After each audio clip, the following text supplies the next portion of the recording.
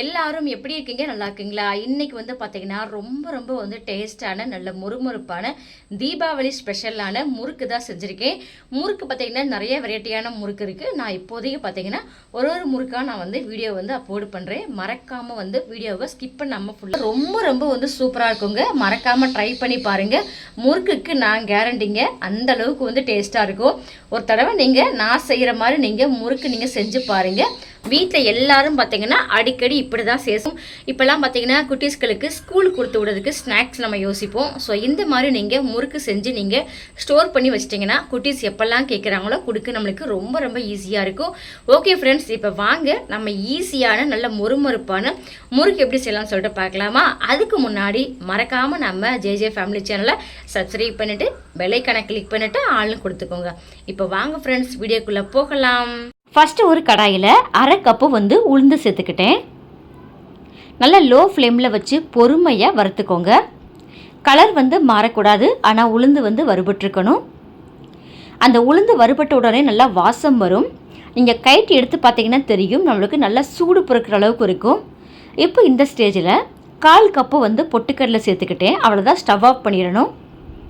இப்போது நல்லா வந்து ஆறட்டும். இப்போ நான் ஒரு மிக்சிக்கு மாற்றிக்கிட்டு எந்த அளவுக்கு அரைக்க முடியுமோ அந்தளவுக்கு நல்லா வந்து நைஸாக பவுட்ரு பண்ணிக்கோங்க. இப்போ நான் ஒரு பவுலில் 2.5 கப்பு வந்து அரிசி மாவு, அதாவது இடியாப்ப மாவுன்னு கிடைக்கும் பார்த்தீங்களா கடைகளில், அந்த மாதிரி பார்த்து வாங்கிக்கோங்க. இல்லை அப்படின்னா நல்லா நைஸான மாவாக வந்து முறுக்குக்கு இருக்கணும். அப்போ தான் நம்மளுக்கு முறுக்கு நல்லா வந்து பிரியாமல் நல்லா சூப்பராக இருக்கும். 2.5 கப்பு அரிசி மாவு, அரை கப்பு வந்து உளுந்து, 1/4 கப்பு வந்து பொட்டுக்கடலை.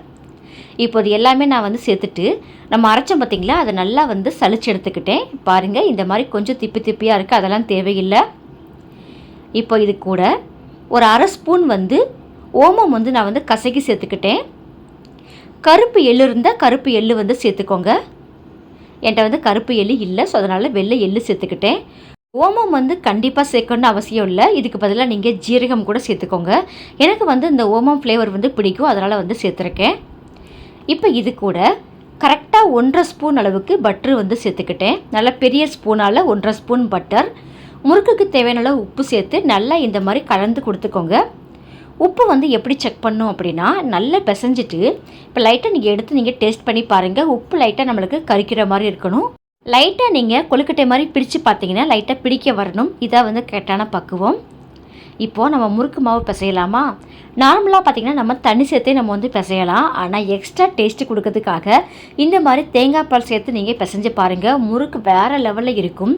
மொத்தம் பார்த்திங்கன்னா எனக்கு 2 கப்பு தேங்காய் பால் வந்து தேவைப்பட்டது. இல்லை நீங்கள் 1 கப்பு தேங்காய் பால் மீதி 1 கப்பு தண்ணி கூட சேர்த்துக்கோங்க. கொஞ்சமாக தான் தேங்காய் பால் வந்து பேலன்ஸ் இருக்குது. முறுக்கு மாவு பாருங்கள், ரொம்பையும் வந்து தண்ணியாக இருக்கக்கூடாது, ரொம்பையும் வந்து திக்காக இருக்கக்கூடாது, இந்த மாதிரி இருக்கணும். இப்போ நம்மளுக்கு முறுக்கு மாவு ரெடி ஆகிடுச்சு. நல்லா ஒரு ஈர துணியை நான் வந்து கவர் பண்ணி வச்சுருக்கேன். நம்மளுக்கு மாவு வந்து நம்மளுக்கு காயாமல் இருக்கும். இப்போ நம்ம முறுக்கு பிழியலாமா? இந்த மாதிரி வந்து அச்சு வந்து எடுத்துட்டேன். இப்போ இந்த மாதிரி ஒரு கிண்ணத்தில் வந்து நான் கொஞ்சமாக எண்ணெய் அப்ளை பண்ணிவிட்டு முறுக்கு ஃபஸ்ட்டு வந்து பிழிஞ்சு விட்டுக்கிறேன். ஸோ இந்த மாதிரி நீங்கள் முறுக்கு போட்டிங்கன்னா நம்மளுக்கு கையில் வந்து எண்ணெய் வந்து படாமல் இருக்கும், அதுக்காகத்தான். இப்போது எண்ணெய் நல்லா சூடாயிருச்சு. நல்லா லோ ஃப்ளேமில் வச்சுக்கோங்க. இப்போ நான் வந்து முறுக்குகளை வந்து சேர்த்துக்கிறேன். ஒரு மீடியம் ஃப்ளேமில் வச்சுக்கோங்க, கரெக்டாக இருக்கும். ஹை ஃப்ளேமில் வச்சிங்கன்னா முறுக்கு வந்து வெளியில் வெந்துடும், கலர் மாறிடும், ஆனால் உள்ளுக்கு வந்து வேகாமல் இருக்கும். இப்போ பாருங்கள், நல்லா திருப்பி போட்டு எடுத்துக்கிறேன். இப்போ பாருங்கள், சூப்பராக நம்மளுக்கு முறுக்கு வந்து ரெடி ஆயிருச்சு. இப்போ நெக்ஸ்ட்டு பார்த்திங்கன்னா நம்ம டேரெக்டாகவும் நம்ம வந்து முறுக்கு வந்து பிழியலாம். எது உங்களுக்கு கம்ஃபர்டபுளாக இருக்கோ அதை வந்து யூஸ் பண்ணிக்கோங்க. இப்போ நான் எல்லா முறுக்குமே நான் வந்து போட்டுட்டு நான் வந்து காட்டுறேன். அவ்வளோதான் ஃப்ரெண்ட்ஸ், முறுக்கு எல்லாமே சூப்பராக நல்லா முறுமுறுப்பாக ரெடி ஆயிருச்சு. மறக்காமல் இந்த முறுக்கை நீங்கள் ட்ரை பண்ணுங்கள், வேறு லெவலில் இருக்கும் டேஸ்ட்டு. ஒரு முறுக்கு எடுத்து நான் வந்து உடச்சி காட்டுறேன் பாருங்கள், எந்த அளவுக்கு நல்லா வந்து முறுமுறுப்பாக இருக்குன்னு பாருங்கள்.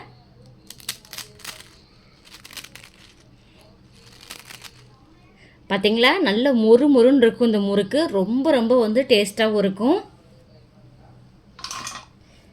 ஓகே ஃப்ரெண்ட்ஸ், இந்த ஃபெஸ்டிவலுக்கு இந்த முறுக்கை நீங்கள் செஞ்சு பார்த்துட்டு மறக்காமல் கீழே கமெண்டில் சொல்லுங்கள். இந்த ரெசிபி உங்களுக்கு பிடிச்சிருந்தா லைக் பண்ணுங்கள், ஷேர் பண்ணுங்கள், கமெண்ட் பண்ணுங்கள். தேங்க்யூ.